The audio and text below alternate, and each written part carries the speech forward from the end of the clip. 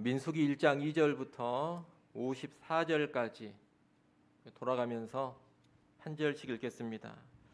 너희는 이스라엘 자손의 모든 회중 각 남자의 수를 그들의 종족과 조상의 가문에 따라 그 명수대로 계수할지니 이스라엘 중 20세 이상으로 싸움에 나갈 만한 모든 자를 너와 아론은 그 진영별로 계수하되 각 지파의 각 조상의 가문의 우두머리 한 사람씩을 너희와 함께 하게 하라. 너희와 함께 설 사람들의 이름은 이러하니 르우벤 지파에서는 스데울의 아들 엘리수리요 시므온 지파에서는 수리삿대의 아들 슬루미엘이요 유다 지파에서는 암미나답의 아들 나손이요 이사갈 지파에서는 수알의 아들 느다넬이요 스불론 지파에서는 헬론의 아들 엘리압이요 요셉의 자손들 중 에브라임 지파에서는 암미우스의 아들 엘리사마요 므낫세 지파에서는 브다술의 아들 가말리엘이요 베냐민 지파에서는 기드오니의 아들 비다니요 단 지파에서는 암미삿대의 아들 아히에셀이요 아셀 지파에서는 오그란의 아들 바기엘이요 갓 지파에서는 드우엘의 아들 엘리아삽이요 나답의 지파에서는 에단의 아들 아이라인이라 하시니 그들은 회중에서 부름을 받은 자요 그 조상 지파의 지휘관으로서 이스라엘 종족들의 우두머리라.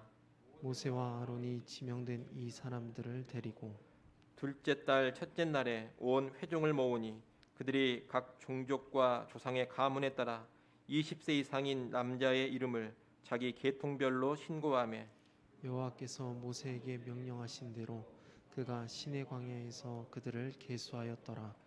이스라엘의 장자 루벤의 아들들에게서 난 자를 그들의 종족과 조상의 가문에 따라 20세 이상으로 싸움에 나갈 만한 각 남자를 그 명수대로 다 계수하니 르우벤 지파에서 계수된 자는 46,500명이었더라.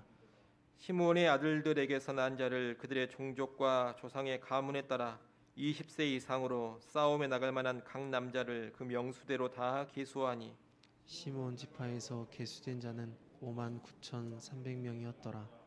갓의 아들들에게서 난 자를 그들의 종족과 조상의 가문에 따라 20세 이상으로 싸움에 나갈 만한 자를 그 명수대로 다 계수하니 갓 지파에서 계수된 자는 45,650명이었더라.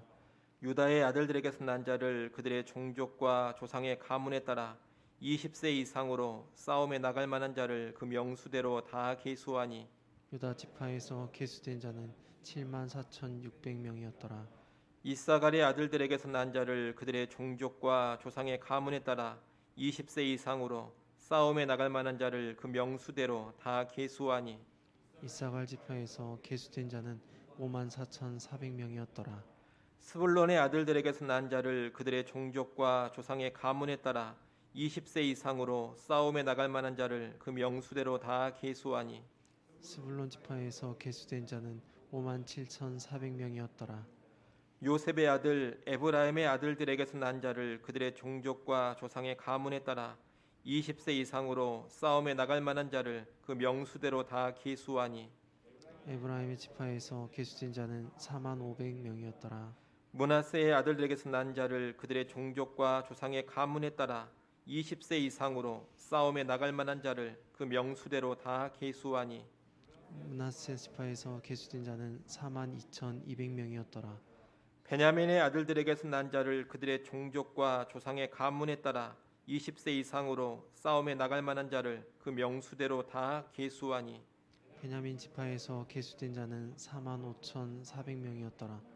단의 아들들에게서 난 자를 그들의 종족과 조상의 가문에 따라 20세 이상으로 싸움에 나갈 만한 자를 그 명수대로 다 계수하니 단 지파에서 계수된 자는 62,700명이었더라. 아셀의 아들들에게서 난 자를 그들의 종족과 조상의 가문에 따라 20세 이상으로 싸움에 나갈 만한 자를 그 명수대로 다 계수하니 아셀 지파에서 계수된 자는 41,500명이었더라. 납달리의 아들에게서 난 자를 그들의 종족과 조상의 가문에 따라 20세 이상으로 싸움에 나갈 만한 자를 그 명수대로 다 계수하니 납달리 지파에서 계수된 자는 53,400명이었더라. 이 계수함을 받은 자는 모세와 아론과 각기 이스라엘 조상의 가문을 대표한 12지휘관이 계수하였더라. 이같이 이스라엘 자손이 그 조상의 가문을 따라 20세 이상으로 싸움에 나갈 만한 이스라엘 자손이 다 계수되었으니 계수된 자의 총계는 60만 3,550명이었더라. 그러나 레위는 그들의 조상의 지파대로 그 계수에 들지 아니하였으니 이는 여호와께서 모세에게 말씀하여 이르시되 그들에게 증거의 성막과 그 모든 기구와 그 모든 부속품을 관리하게 하라. 그들은 그 성막 그들에게 증거의 성막과 그 모든 기구와 그 모든 부속품을 관리하게 하라. 그들은 그 성막과 그 모든 기구를 운반하며 거기서 봉사하며 성막 주위에 진을 칠지며 성막을 운반할 때에는 레인이 그것을 걷고 성막을 세울 때에는 레인이 그것을 세울 것이요 외인이 가까이 오면 죽일지며 이스라엘 자손은 막사를 치되 그 진영별로 각각 그 진영과 군기 곁에 칠 것이나 레인은 증거의 성막 사방에 진을 쳐서 이스라엘 자손의 회중에게 진노가 임하지 않게 할 것이라. 레인은 증거의 성막에 대한 책임을 지킬지니라 하였습니다. 같이 봅니다.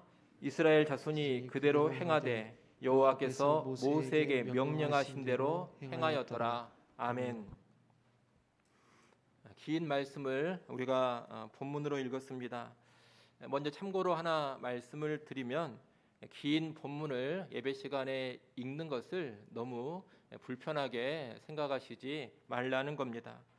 여러분, 교회에서 설교도 정말 중요한데 설교보다 예배의 순서를 보면 항상 앞서는 것이 뭐냐? 설교에 앞서서 성경 봉독이 늘 먼저 있습니다. 늘 설교보다 성경 봉독이 앞서는 것이고, 이 설교라는 것은 사실 봉독한 성경의 말씀을 수종드는 행위에 지나지 않습니다. 봉독한 말씀을 풀어서 가르치는 것, 이것이 설교입니다. 그러니 언제나 봉독한 그 말씀 자체가 먼저이고 설교는 그 봉독한 말씀을 뒤따라가며 수종드는 겁니다. 또 이 성경이라는 것은 그 자체로 하나님의 말씀이기 때문에 봉독하는 것, 낭독하는 것 자체가 하나님 말씀의 선포가 됩니다. 물론 설교도 하나님 말씀의 선포라 그렇게 말할 수 있습니다. 하지만 설교보다 더 원천적인 하나님 말씀의 선포가 무엇이냐? 예배 시간에 울려 퍼지는 성경의 봉독, 성경의 낭독입니다. 그래서 성경 봉독을 생략하고 무슨 설교만 한다는 그런 예배는 존재하지 않습니다. 또 다루어야 될 성경 본문이 너무 길다고 해서 설교 시간을 더 확보하기 위해 성경 본문을 생략해버리고 처음 읽고 중간 생략 또 끝에만 읽고 이렇게 하는 것도 올바른 예배의 태도가 아닙니다. 다루는 본문이 아무리 길다 하더라도 일단 먼저 다 읽으며 낭독하는 것이 바람직하고 좋습니다. 읽는 그 자체가 하나님 말씀의 온천적인 선포가 되기 때문입니다. 초대교회 예배에 관한 기록들을 보면 무슨 기록이 있느냐? 예배 시간에 시간이 되는 한 성경을 많이 읽는다, 그런 기록이 있습니다. 예배 시간에 마가복음 같은 복음 3권을 다 읽기도 하는 것이고 또 로마서와 같은 서신서 하나를 다 읽기도 하는 겁니다. 그러니 오늘처럼 긴 본문을 읽을 때 너무 본문이 길다, 본문을 좀 생략하거나 짧게 읽어버리고 그냥 설교하는 것이 좋지 않겠는가? 여러분, 결코 그런 생각을 하지 마십시오. 정통적인 기독교 예배관과 아주 동떨어진 세속적인 사고방식이요, 인간적인 생각입니다. 다 읽는 것이 예배의 원칙이고 아무리 긴 본문이라 하더라도 먼저 그대로 봉독하는 것이 하나님을 향한 그리고 말씀을 향한 바른 태도라는 것을 여러분이 꼭 유념하시면 좋겠습니다. 이제 오늘 본문 말씀을 좀 보겠습니다. 우리가 보고 있는 민수기는 출애굽기, 레위기에 계속 이어지는 말씀입니다. 하나님과 언약을 맺고 성막을 만들고 이 성막에서 어떻게 제사하며 하나님을 섬겨야 하는지 그런 말씀들을 이스라엘 백성이 쭉 들었습니다. 이제 이스라엘 백성은 시내산을 떠나서 가나안으로 가는 여정을 시작해야 합니다. 그런데 그 여정의 시작점에서 무엇을 가장 먼저 하느냐? 백성의 숫자를 계수하는 일을 가장 먼저 합니다. 하나님께서 그 일을 하라고 가장 먼저 명령을 하신 겁니다. 오늘 본문은 바로 그 계수에 관한 기록입니다. 오늘 본문은 크게 세 부분으로 나누어 볼 수가 있겠습니다. 2절부터 16절까지는 인구 조사를 하라는 하나님의 명령과 지파별로 인구 조사를 주도할 지파의 책임자를 선정하는 내용입니다. 이어 17절로 46절은 각 지파별로 인구를 계수하고 그 계수한 인구를 보고하는 내용입니다. 그리고 맨 마지막 47절로 54절은 레위 지파의 계수에 관한 이야기와 레위 지파의 책임을 말해주고 있습니다. 우리가 오늘 이 백성을 계수하는 내용을 통해서 세 가지를 좀 살펴보려고 합니다. 첫째는 가나안 땅을 향해 가는 이스라엘 백성의 여정은 곧 군대로서의 여정이라는 겁니다. 하나님은 시내산을 떠나 가나안을 향해 가는 준비로 인구조사를 명령하셨습니다. 그런데 인구조사 대상으로 어떤 사람을 지정해 주셨느냐? 여러분 3절 말씀을 한번 보십시오. 어떤 사람을 계수하라고 합니까? 20세 이상으로 싸움에 나갈 만한 모든 자를 계수하라, 그렇게 말씀하십니다. 또 오늘 본문에 보면 인구조사를 마치고 각 지파별로 계수한 숫자를 보고할 때에도 계속해서 반복적으로 무엇을 말하느냐? 20세 이상으로 싸움에 나갈 만한 자의 숫자라, 이것을 계속해서 반복하고 있습니다. 인구조사를 하는데 지금 뭐가 중요하냐? 20세 이상으로 싸움에 나갈 만한 자, 이것이 중요합니다. 이것이 이 계수의 핵심입니다. 인구조사를 하는데 다 조사하는 게 아니라 특별히 20세 이상으로 싸움에 나갈 만한 자를 계수한다라는 것은 이 조사가 어디에 목적이 있느냐? 전쟁에 목적이 있음을 알게 해줍니다. 이스라엘은 지금 하나의 군대 조직을 편성하려고 하는 겁니다. 군대 조직을 이루고서 광야 여정을 시작한다, 이 말입니다. 그렇기 때문에 이스라엘이 가나안을 향해 나아가는 이 여정은 단순한 행진이 아닙니다. 군대로서의 움직임, 군대로서의 이동, 행군이라고 말할 수가 있겠습니다. 이스라엘을 이렇게 군대 조직으로 하나님이 편성하시고 세우시는 것은 다른 이유가 아닙니다. 지금 이 백성이 싸움, 전쟁을 앞두고 있기 때문입니다. 어떤 싸움, 어떤 전쟁입니까? 이제 가나안 땅으로 가게 되면 무엇이 기다리고 있습니까? 전쟁이 기다리고 있습니다. 가나안 땅에 들어가서 그 땅을 그냥 얻는 게 아닙니다. 그 땅은 가나안 족속들이 이미 차지하고 있는 땅이기 때문에 그 땅을 차지하려면 반드시 먼저 가나안 족속과 싸우는 전쟁이 있어야 합니다. 한마디로 가나안 땅에 가나안 족속과 싸워야 되는 전쟁이 이스라엘 백성 앞에 기다리고 있는 겁니다. 이 가나안 족속은 죄악을 대표하는 족속들이다, 그렇게 말할 수가 있겠습니다. 이 가나안 족속과의 전쟁은 사실 단순한 정복 전쟁만은 아닙니다. 이 전쟁은 1차적으로 어떤 전쟁이냐? 죄악에 대한 하나님의 심판의 전쟁입니다. 하나님은 가나안 족속과의 전쟁에서 여러분 잘 아시는 것처럼 무엇을 명령하셨느냐? 진멸하라, 그렇게 명령을 하셨습니다. 여러분, 이스라엘이 싸울 때마다 다 상대방 적군을 진멸하는 게 아닙니다. 살려주기도 하고 포로로 잡아오기도 하고 그럽니다. 그런데 하나님은 가나안 족속과의 전쟁은 뭐라고 명령을 하셨느냐? 반드시 다 진멸을 하라, 그렇게 명령을 하셨습니다. 그러면 왜 가나안 족속은 다 진멸하라 명령을 하셨느냐? 그들의 죄악이 너무나 심각했기 때문입니다. 하나님께서 그저 이스라엘 백성에게 땅을 주시려고 진멸하라고 하신 게 아닙니다. 그들의 죄악, 가나안 족속에 대한 심판의 차원에서 진멸을 명하셨다는 겁니다. 이와 연관해서 창세기 15장 말씀을 잠깐 한번 보겠습니다. 창세기 15장 16절 말씀을 한번 보겠습니다.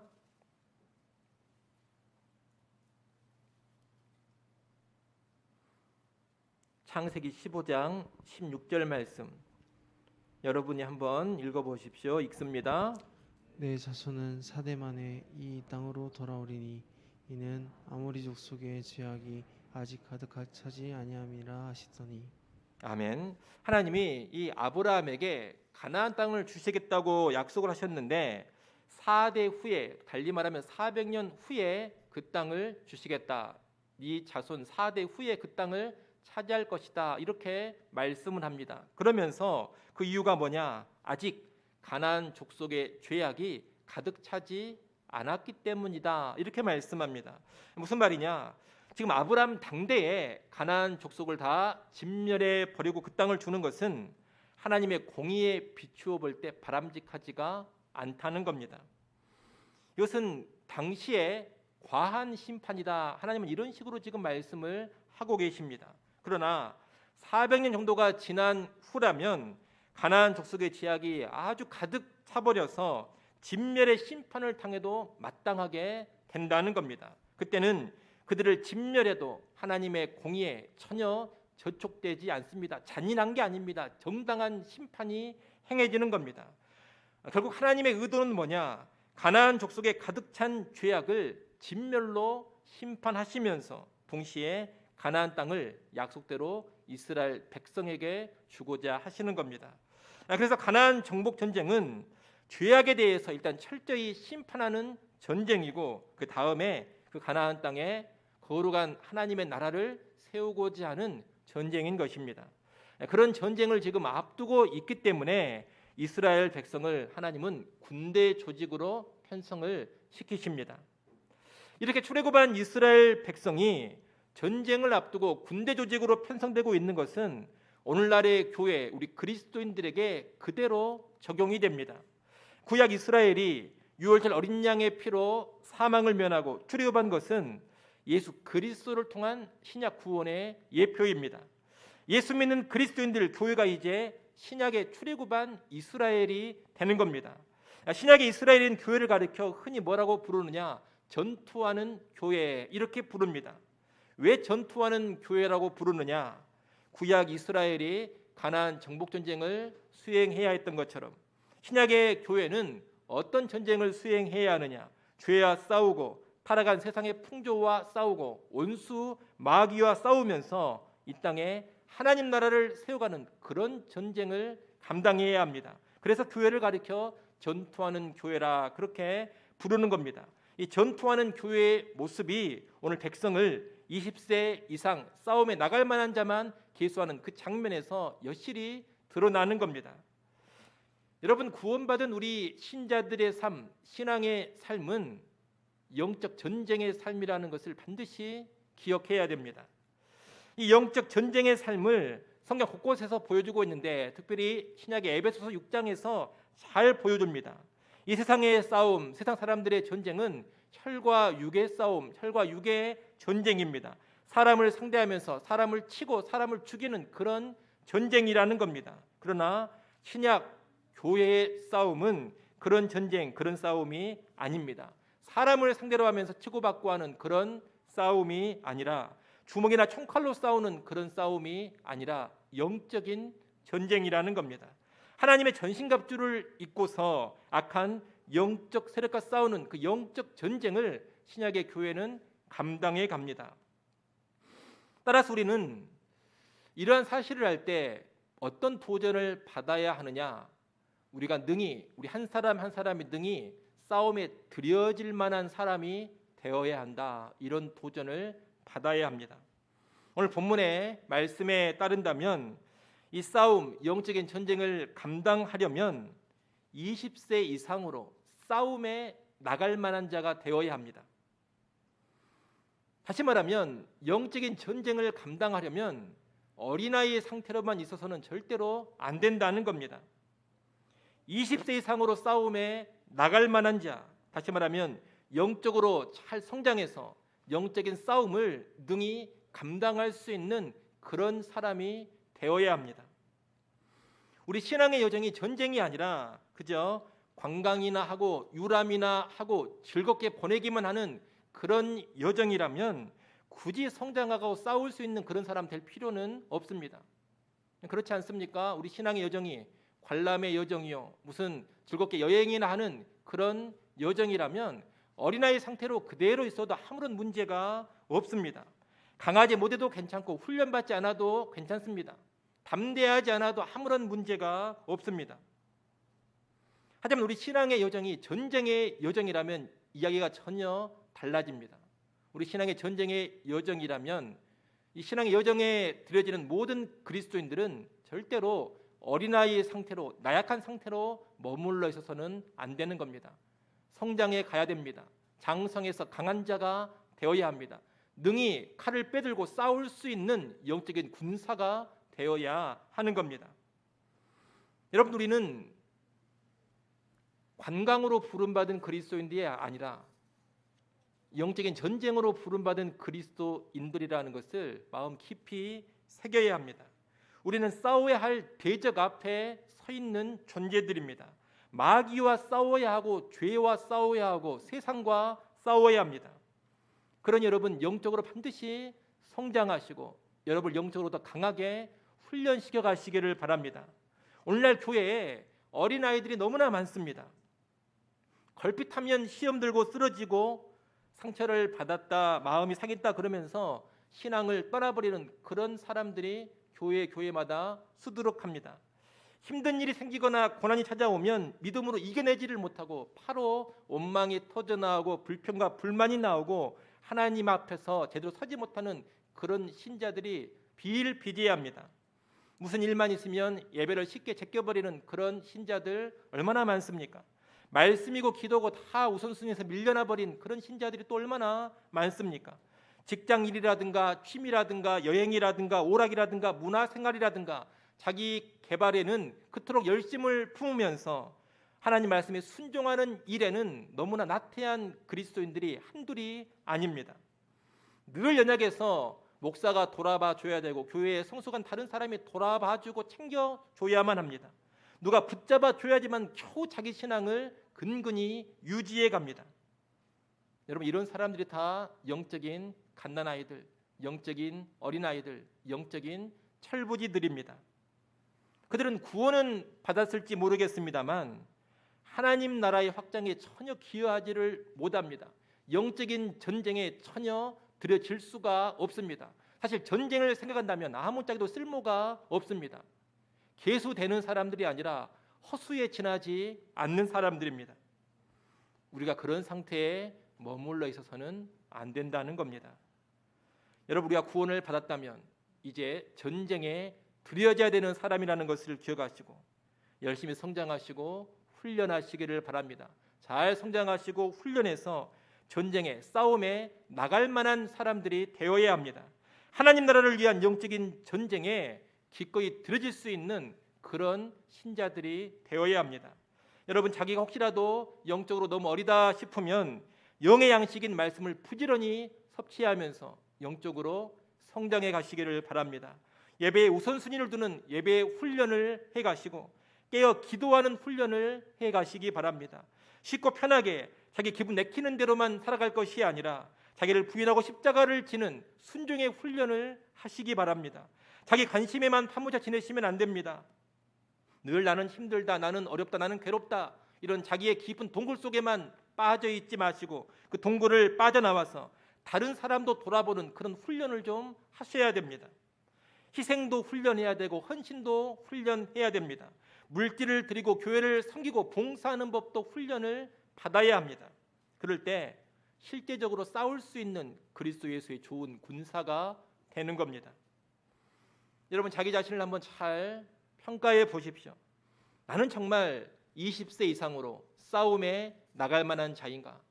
하나님이 예수의 군대의 숫자를 계수할 때 나는 정말 그 계수되는 숫자 안에 포함될 수 있는 사람인가? 하나님과 사람 앞에서 나는 정말 영적 전쟁에 들여질 만한 신자로 인정을 받고 있는가? 여러분이 다 그런 사람 되시기를 바라고, 혹 그렇지 않다면 반드시 성장하고 훈련해서 죄와의 싸움 그리고 하나님 나라 확장의 싸움에 들어질 수 있는 그런 성도들 될 수 있기를 간절히 소원합니다. 둘째로 오늘 본문에서 살펴봐야 할 것은 이스라엘 백성이 권위를 인정하면서 순종하는 가운데 움직이고 있다는 겁니다. 하나님은 이 인구조사와 연관해서 가장 먼저 누구에게 명령을 내리셨느냐? 모세에게 명령을 내리셨습니다. 또 각 지파별로 인구조사를 담당할 수 있는 지파의 책임자들을 지명하여 부르셨습니다. 일종의 이들은 지파장이라고 할 수가 있는데 하나님이 지명하신 이 지파장들의 이름이 오늘 보면 5절부터 15절에 쭉 나옵니다.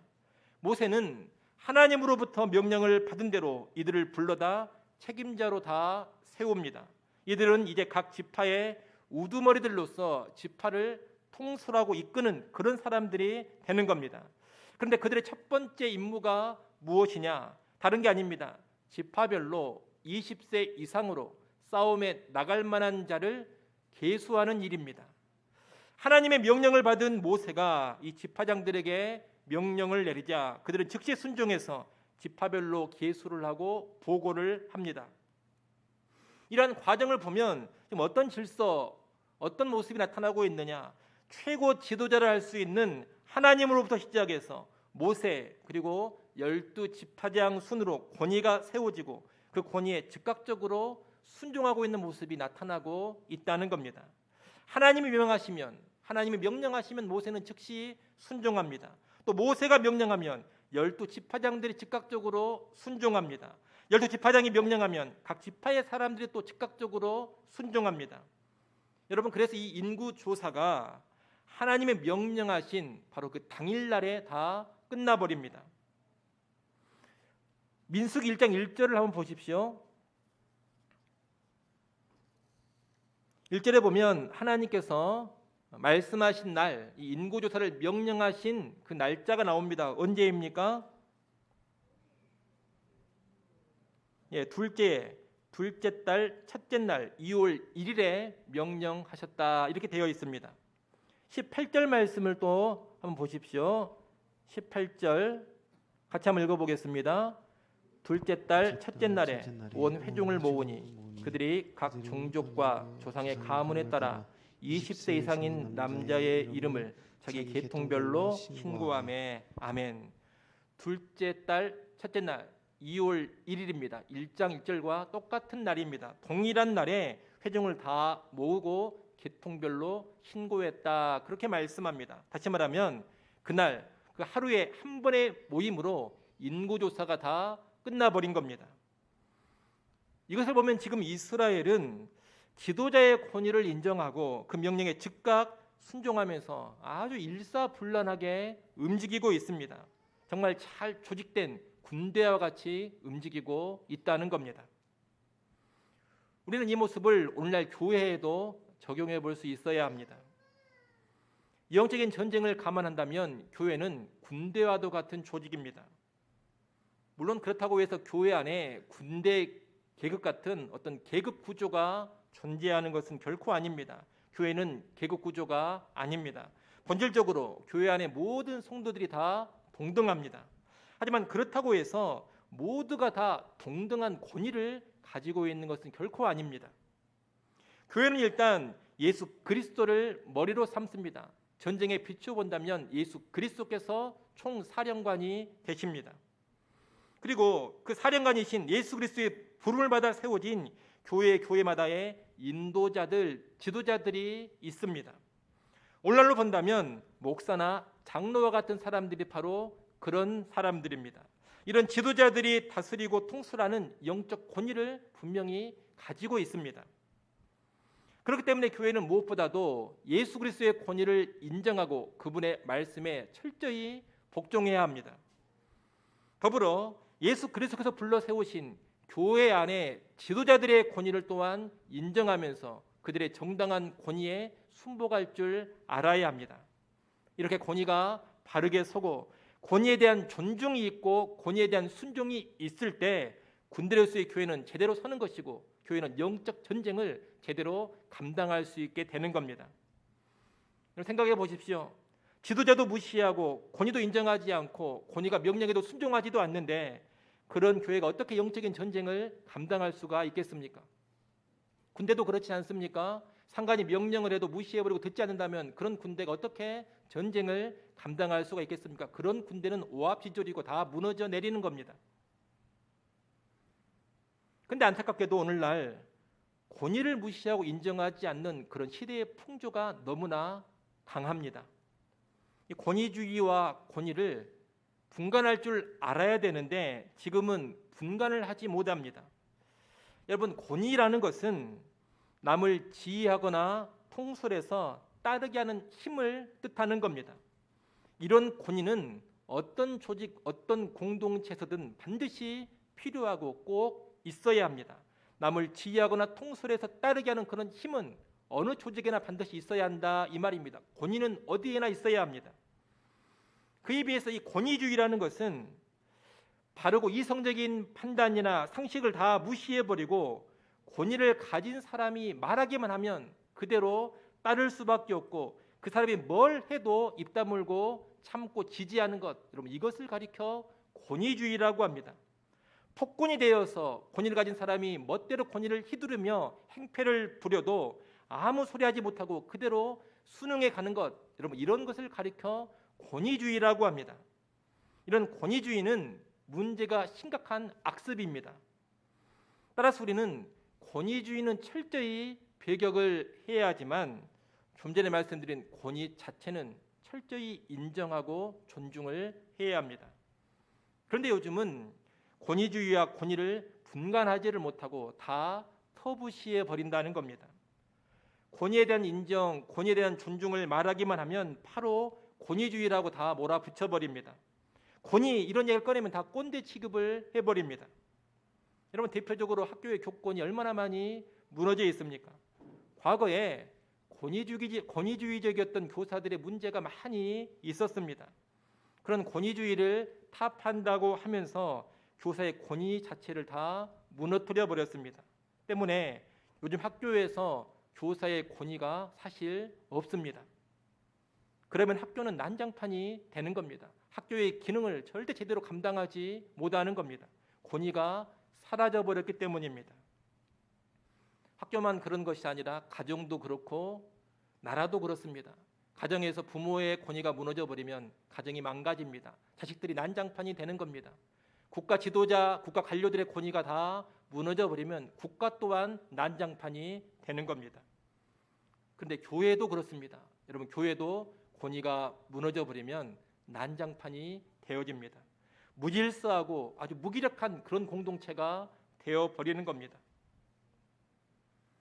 여러분 주변의 교회들을 보시면 싸우고 분쟁한 교회들이 정말 어수선합니다. 그렇지 않습니까?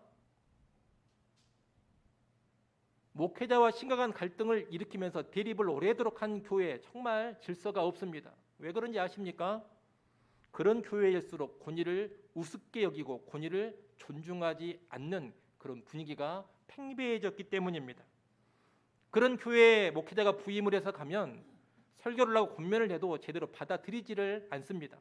목회자의 권위를 불신하는 겁니다. 인정하지 않는 겁니다. 목회자가 무슨 권면을 하면 여러분 잘 아시는 그 말, 너나 잘하세요, 이런 말을 바로 해버리거나 아니면 대놓고는 못해도 속으로 그런 생각을 합니다. 권위가 다 무너져버린 교회이기 때문에 그러는 겁니다. 그런 교회는 권위가 다시 세워져야지만 회복으로 나갈 수가 있는 겁니다.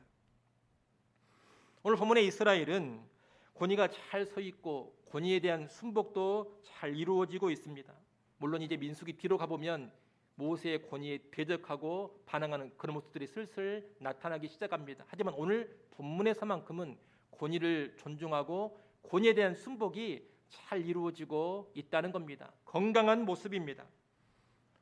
오늘 우리 교회도 이런 건강한 모습을 소유할 수 있기를 간절히 바랍니다. 그리스도 예수의 권위를 인정하는 것은 마땅하고 지도자들의 권위 또한 여러분 인정하시기를 바랍니다. 간혹 하나님이나 예수님의 권위만 인정하고 인간 지도자의 권위는 대수롭지 않게 여기는 그런 신자들이 있습니다. 소위 무슨 개혁을 배우고 개혁을 해보겠다는 그런 신자들 가운데 권위를 무시하는 그런 풍토가 종종 있습니다. 근데 여러분, 교회 안에 목사나 장로와 같은 영적 지도자의 권위를 무시하는 사람들은 성경을 다시 배워야 합니다. 10계명 5계명이 부모를 공경하라입니다. 이것은 단순히 효도를 명령하는 그런 계명이 아니라 권위에 대한 인정과 존중을 바탕에 깔고 있는 명령입니다. 권위를 무시하는 자들은 이 5계명을 어기고 있는 겁니다. 하나님께서 사람에게 주신 사람을 향한 6계명 중에 왜 5계명을 가장 먼저 주셨는지를 깊이 생각해 봐야 합니다. 또 히브리서 13장 17절에 보면 너희를 인도하는 자들에게 순종하고 복종하라 그렇게 명령합니다. 바른 지도자들의 권위를 인정하고 그 권위에 순종하고 복종하라는 겁니다. 순종은 기꺼이 하는 것이고 복종은 마음 내키지는 않지만 권위의 정당함을 인정하고 억지로라도 따르는 것이 복종입니다. 성경은 인도자들에게 권위를 가진 자들에게 순종도 하고 복종도 하라 그렇게 명령을 하고 있습니다. 권위를 부정하는 자들은 이 히브리서 13장 17절 말씀 역시 불순종하고 있는 겁니다. 여러분, 교회, 특히 군대로서의 교회는 권위와 질서가 제대로 잡혀 있어야 합니다. 그래야 제대로 싸워갈 수가 있습니다. 이를 꼭 명심하시고 오늘 우리는 그리스도와 그분의 말씀을 최고의 권위로 인정하는 가운데 교회에 세워주신 지도자들의 권위 또한 인정하면서 그들의 권위를 존중하고 순복해 갈 수 있기를 간절히 소원합니다. 마지막 세 번째로 우리가 살펴볼 것은 가나안으로 가는 이 여정에 있어서 또한 이 영적 전쟁에 있어서 가장 중요한 것이 거룩이라는 겁니다. 오늘 본문 맨 뒷부분 47절로 53절에 보면 레위 지파의 계수와 그들의 책임에 관한 말씀이 쭉 나옵니다. 거기 보면 레위 지파는 계수하지 말라 그렇게 말씀하고 있습니다. 여기서 계수하지 말라는 것은 군사적인 목적으로는 계수하지 말라 이런 뜻입니다. 레위 지파는 민수기 3장으로 가게 되면 거기서 따로 숫자를 세게 됩니다. 그러니 계수 자체를 안 하는 게 아닙니다. 지금 1장에서 군대 편성을 위해서 계수하고 있는데 그런 군대 목적으로서의 계수는 레위인 대상으로 하지 말라 이런 말씀입니다. 군사적 목적의 계수에서 제외된 이 레위 지파는 성막을 운반하고 지키는 일을 합니다. 50절, 51절 말씀을 여러분이 한번 읽어보십시오. 50절, 51절 읽습니다. 그들에게 증거의 성막과 그 모든 기구와 그 모든 부속품을 관리하게 하라. 그들은 그 성막과 그 모든 기구를 운반하며 거기서 봉사하며 성막 주위에 진을 칠지며 성막을 운반할 때에는 레위인이 그것을 걷고 성막을 세울 때에는 레위인이 그것을 세울 것이요 외인이 가까이 오면 죽일지며. 아멘. 여러분, 이 레위인들은 칼을 들고서 외부에 있는 대적과 싸우는 그런 일은 하지 않습니다. 대신에 성막을 지키고 관리하고 또 성막의 기구들을 돌아보고 성막을 운반하고 세우는 그런 일을 합니다. 또한 함부로 성막에 접근하면서 성막을 훼손하려고 하는 자들을 치는 일을 합니다. 심지어 함부로 접근해서 거룩을 손상시키려는 자들이 있다면 쳐서 죽여라 그렇게 말씀을 하고 있습니다. 레위 지파는 그 누구도 하나님의 거룩을 손상시키지 못하도록 철저하게 막아서는 역할을 하는 겁니다. 이를 위해 레위 지파는 성막 사방에 진을 칩니다. 거룩한 곳을 호위하면서 철저히 거룩을 지켜가는 겁니다. 여러분, 지금 하나님께서는 지파 하나를 완전히 떼어내서 성막만을 관리하고 성막만을 지키도록 하십니다. 여러분, 전쟁의 여정입니다. 전쟁을 앞두고 있습니다. 전쟁을 앞두고 있다면 우리 생각에는 어떻습니까? 한 사람이라도 더 칼을 들고 싸우는 군사의 숫자가 늘어나는 것이 좋겠다 이런 생각을 할 수 있습니다. 그렇지 않습니까? 군대의 숫자가 많을수록 좋은 것 아닙니까? 근데 하나님은 그렇게 하시지를 않습니다. 레위 지파를 다 그냥 떼어놓습니다. 레위 지파는 칼 들고 전쟁에 나가지 말라고 하십니다. 숫자적으로는 분명히 손해가 됩니다. 왜 하나님은 이렇게 하시느냐? 거룩한 성막을 구별되게 관리하고 지키는 것이 훨씬 더 중요하다 이렇게 생각하시기 때문입니다.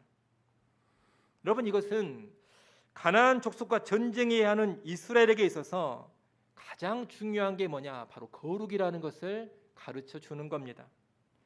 이스라엘이 앞으로 임하게 될 전쟁의 승패는 병력 숫자에 달린 게 절대 아닙니다. 어디에 달려 있느냐? 거룩에 달려 있습니다. 성막을 거룩하게 지키면 하나님의 임재가 있게 되고 하나님 임재 가운데 이스라엘은 승리합니다. 하지만 성막의 거룩을 훼손하고 거룩이 손상되어 버리면 하나님의 임재가 훼손을 입게 되고 이스라엘은 패배하게 되는 겁니다. 거룩을 지키느냐 지키지 못하느냐, 여러분 바로 여기에 이스라엘이 싸우는 전쟁의 승패가 결정된다는 겁니다. 아니, 거룩을 지키지 못하면 이 전쟁의 승패 이전에 여호와의 진노가 이스라엘에게 먼저 임하게 됩니다. 여러분, 이스라엘 군사의 숫자가 아무리 많다더라도 60만 명이 아니라 600만 명이라 하더라도 거룩을 지키지 못하면 이스라엘은 하나님의 진노 아래에 모든 전쟁에서 패배하고 무너져 내리는 겁니다. 그렇기 때문에 이 레인의 책임이 정말로 중요합니다. 53절 하반절 말씀을 한번 보십시오. 53절 하반절에 보면 레위인은 증거의 성막에 대한 뭘 지키라고 합니까? 책임을 지킬지니라, 이렇게 말씀합니다. 이 레위인의 책임은 외적으로 본다면 성막의 관리, 운반, 봉사, 외인 통제 이런 것들이지만 본질적으로 본다면 무슨 책임이냐? 한마디로 거룩을 지키는 책임입니다. 레위인이 이 책임을 제대로 감당해야지만 이스라엘은 하나님의 진노를 피할 수 있을 뿐더러 모든 전쟁에서 승리할 수가 있습니다. 성막을 거룩히 지킴으로 하나님의 거룩을 수호하는 이 레위인들의 책임은 오늘날 목회자를 비롯한 모든 성도들이 깊이 새겨들어야 될 말씀입니다. 오늘날은 구약 이스라엘처럼 레위 지파가 따로 있지 않습니다. 목사가 레위 지파고 일반 성도들은 레위 지파가 아니다. 여러분, 이런 생각하지 마십시오. 성경적이지 않습니다. 신약 시대에는 모든 성도가 다 하나님의 전에서 수종드는 레위 지파입니다. 그리고 또 성막이라는 것이 따로 있는 것도 아닙니다. 예수 믿는 우리 각자가 하나님의 성전이고 신자들의 공동체인 교회 공동체가 곧 성전입니다. 그렇기 때문에 거룩을 수호하는 이 레위 지파의 책임을 오늘날 우리는 어떻게 이해를 해야 하느냐?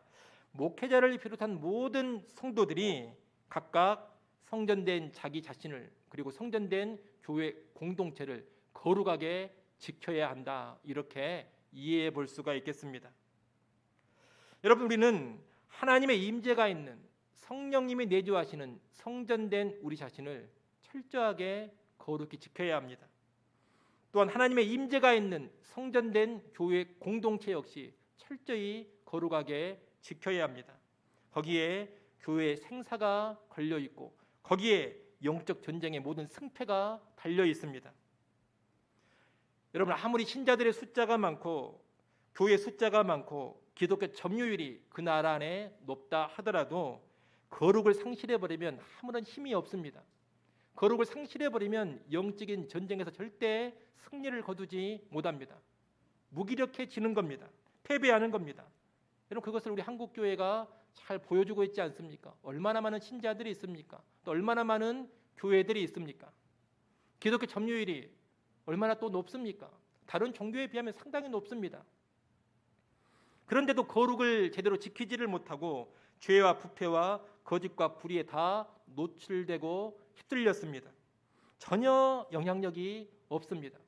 모든 영적인 전쟁에서 거룩을 상실하니 힘을 쓰지를 못하고 있는 겁니다. 영적인 전쟁에서 승리하기는커녕 하나님의 이름이 조롱을 받고 예수의 이름이 멸시를 받고 있습니다. 다 거룩을 지키지 못한 교회의 책임이요, 우리의 책임입니다. 다시 말하면 거룩을 지키라는 그 책임을 제대로 감당하지 못했기 때문입니다. 그래서 여러분, 성막에 대한 책임을 지킬지니라 하신 이 하나님의 말씀을 기억하면서 거룩을 지키는 책임에 온전히 깨어 있기를 바랍니다. 여러분 자신을 죄와 더러운 것과 부정하고 부패한 것들로부터 철저히 지켜가십시오. 성전된 내 자신을 늘 호위하여 지키면서 혹시라도 나의 거룩을 손상시키는 것들이 있다면 과감하게 쳐내시기를 바랍니다. 죽여버릴 줄 알아야 합니다. 죄된 것, 더러운 것을 품고 있으려고 하지 마십시오. 부패한 것, 더러운 것, 죄된 것이 발견된다면 회개하시고 즉각적으로 끊어버리십시오. 영적인 칼을 들어서 내쳐버려야 됩니다. 그래야지만 거룩을 지키는 책임을 우리 각자가 온전히 감당하고 있는 겁니다. 또한 우리 교회를 더럽히고 부정케 하는 모든 악하고 죄된 것들을 철저히 분별하면서 우리 교회를 거룩하게 지켜가야 합니다. 여러분, 세상에 타락하고 부패한 풍조가 우리 교회 안에 절대 들어오지 못하도록 두 눈 부릅뜨고 지키십시오. 교회가 세속화되면 안 됩니다. 세상의 풍조와 세상의 철학과 인간적인 사상에 휩쓸려 버리면 안 됩니다. 그러면 교회는 금방 무너져 버립니다. 숫자가 많아도 거룩을 상실해 버리면, 세속화돼 버리면 교회는 힘을 발휘하지 못하게 됩니다. 이를 기억하면서 세상에 타락하고 부패한 풍조, 인간적인 사상과 철학, 시대 정신이 교회 안에 함부로 들어오지 못하도록 철저히 막아서야 합니다. 또 교회 안의 죄와 불의에 대해서도 과감하게 조치를 취해야 되고 필요하면 권징도 해야 합니다. 그렇게 거룩을 지켜갈 때에만 하나님 임재를 누리게 되고 영적인 전쟁에서 승리하게 될 겁니다. 우리가 반드시 그런 승리의 길로 나아갈 수 있기를 소원합니다. 이제 말씀을 정리하겠습니다.